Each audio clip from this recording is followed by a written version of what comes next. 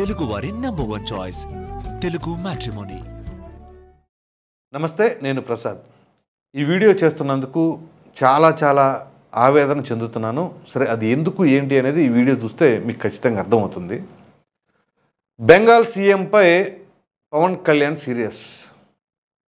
విషయం ఏంటి అంటే, ఇండియా పాకిస్తాన్ మధ్య ఆపరేషన్ సింధూర్ అనేది జరిగింది కదా. సో దానికి సంబంధించి ఒక ఇన్ఫ్లుయెన్సర్, ఒక లేడీ, తను ఒక లా స్టూడెంట్ కూడా, పేరు శర్మిష్ఠా. తను ఏ విషయమైనా సరే అగ్రెసివ్గా సోషల్ మీడియాలో పోస్టులు చేస్తూ ఉంటుంది, మాట్లాడుతూ ఉంటుంది. ఏదైతే ఈ ఆపరేషన్ సింధూర్ పైన, అంటే పాకిస్తాన్ పైన మనం చేసాం కదా ఆపరేషన్ సింధూర్ అనేది, దానికి సంబంధించి ఆవిడ తన అభిప్రాయాన్ని సోషల్ మీడియాలో చాలా అగ్రెసివ్గా షేర్ చేసింది. ఏంటి అంటే, ఒకటి, ఈ బాలీవుడ్ నటీనటులు ఎక్కడా కూడా దీనిపైన ఎందుకు స్పందించలేదు అనేది ప్రశ్నించడంతో పాటుగా, కొంతమంది ఎవరెవరైతే మన ఇండియన్స్లోనే ముస్లిమ్స్ కొంతమంది ఎవరైతే పాకిస్తాన్కి సపోర్టివ్గా మాట్లాడుతున్న వాళ్ళు కావచ్చు, వాళ్ళపైన ఆ మతానికి సంబంధించి కొంచెం హర్ట్ అయ్యేలాగా కూడా తను కామెంట్ చేసింది. ఒకటి అంటే, తను ముస్లిం సోదరుల మనోభావాలు దెబ్బతినేలాగా చేసిన కామెంట్స్ అనే దాన్ని మాత్రం ఏ ఒక్కరూ ఉపేక్షించరు. అది ఖండించవలసిన అంశము కూడా. ఎట్ ద సేమ్ టైం ఇక్కడ కొన్ని అంశాలను మనం పరిగణలోకి తీసుకోవాలి. ఈ మహిళ క్షమాపణ చెప్పడం కావచ్చు, ఆ పోస్టులు డిలీట్ చేయడం కావచ్చు, ఇవన్నీ జరిగినాయి కదా. ఇన్ని జరిగిన తర్వాత కూడా ఆవిడని బెంగాల్ పోలీసులు అరెస్ట్ చేశారు. బెంగాల్ పోలీసులు అరెస్ట్ చేయడానికంటే ఎవరో కూడా కేసు ఫైల్ చేయాలి కదా ఆవిడ పైన. ఆవిడకి అగెనెస్ట్గా ఓ వ్యక్తి కేసు పెట్టాడు. ఆ వ్యక్తి పేరేంటో తెలుసా? వజద్ ఖాన్ ఖాద్రీ. సరే, అతను మనోభావాలు దెబ్బతిన్నాయి కాబట్టి అతను కేసు పెట్టాడు కాబట్టి అరెస్ట్ చేశారని అనుకుందాం. కానీ ఈ వ్యక్తి ఎటువంటి వాడు అంటే, ఇది కడుపు మండిపోయే లాంటి విషయం. నేను చెప్తాను. అతను పెట్టిన పోస్టులు కూడా మీకు ఇక్కడ పక్కన చూపిస్తాను. అతను ఒక పోస్ట్ పెట్టాడు, ఈ వాజిద్ ఖాద్రీ. ఇతను ఎటువంటి పోస్టులు పెట్టాడంటే, మామూలు పోస్టులు కాదండి. ఆ పోస్టులు చూస్తే ప్రతి ఒక్కరికి కూడా కడుపు మండిపోద్ది. అవేంటి ఇక్కడ మీకు నేను డిస్ప్లే చేస్తాను. అతను Indian Hindu worship female vagina for luck. ఏమని చెప్పాలండి ఆ పదానికి? నేను చెప్పడానికి కూడా చాలా బాధపడుతున్నాను. అది ఇండియన్ హిందూ అంటే, హిందువులు మనం వర్షిప్ చేసేది, మనం ఆరాధ్య దైవంగా కొలిచే దేవతల్ని ఏం కొలుస్తాం అని చెప్పేసి అంటున్నాడు చూడండి, ఫీమేల్ వెజినా అని చెప్పేసి. ఇంతకంటే దరిద్రం, దౌర్భాగ్యం ఏదైనా ఉంటుందా? అలాగే తృణమూల్ కాంగ్రెస్ ఎంపీ అయినటువంటి సాయోని ఘోష్, తను ఏం పెట్టారండి? తను ఒక పోస్టు చూడండి, శివలింగానికి కండం తొడిగిందండి. మరలా అక్కడ gods couldn't have been more useful అట. శివలింగానికి కండం తొడగడం ఏంటండి? ఆవిడే తృణమూల్ కాంగ్రెస్ పార్టీ ఎంపీ. అట్లా అది ఒక పోస్టు. మీకు కావాలంటే ఇక్కడ డిస్ప్లే చేస్తున్నాను.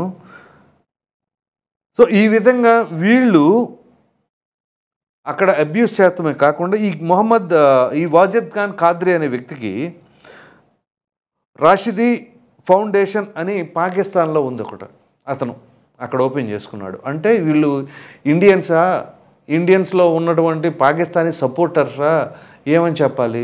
వీళ్ళు కేసు ఫైల్ చేస్తే ఆ యొక్క శర్మిష్ఠాని అరెస్ట్ చేశారు. మరి మన హిందువుల మనోభావాలు దెబ్బతిన్నప్పుడు ఎవరు పట్టించుకోరా? ఇదే సనాతన ధర్మం గురించి పవన్ కళ్యాణ్ గారు చెప్తా ఉన్న సమయంలో తమిళనాడు డిప్యూటీ సీఎం అయినటువంటి ఉదయనిధి స్టాలిన్ ఏమన్నారండి? సనాతన ధర్మం అనేది ఒక వైరస్ లాంటిది అని చెప్పేసి అన్నారు. సో ఇప్పుడు ఈ విషయం పైన, ఈ శర్మిష్ఠా అనే మహిళ పైన కేసు రిజిస్టర్, ఆవిడ పోస్ట్ డిలీట్ చేసి ఆవిడ అపాలజీ చెప్పేసి అంతా చేసినా కానీ వాళ్ళు అరెస్ట్ చేసి ఈ విధంగా చేస్తున్నారంటే, మరి వీళ్ళని ఏం చేయాలి? మరి వీళ్ళపైన ఎందుకు చర్యలు తీసుకోరు? ఇదొక్కటే కాదండి, ఇంకా చాలా పోస్టులు ఉన్నాయి. లార్డ్ గణేష గురించి కూడా చూడండి.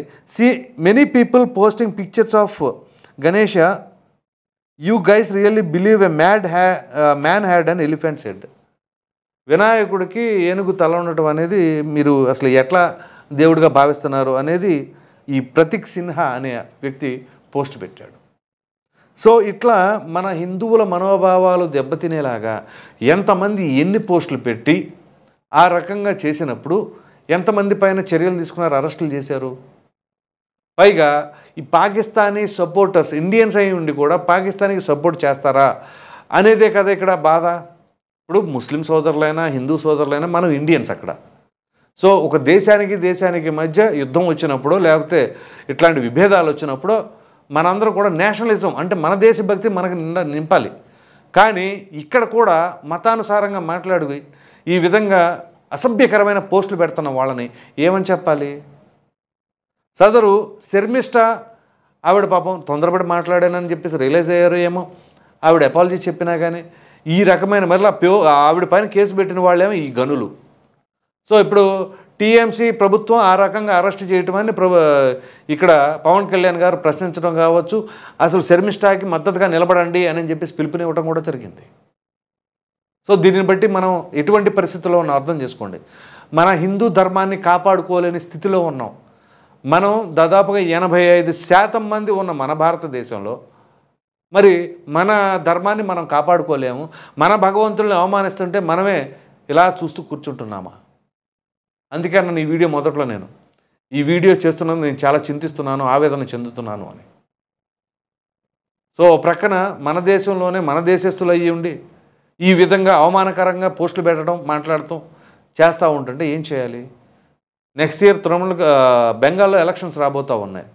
బహుశా ఈ మైనారిటీ ఓట్లన్నీ ఎక్కడా పోతాయో అనే భయంతో ఏమైనా మమతా బెనర్జీ ఈ రకమైన చర్యలు తీసుకుంటుందని అనుకోవాలా?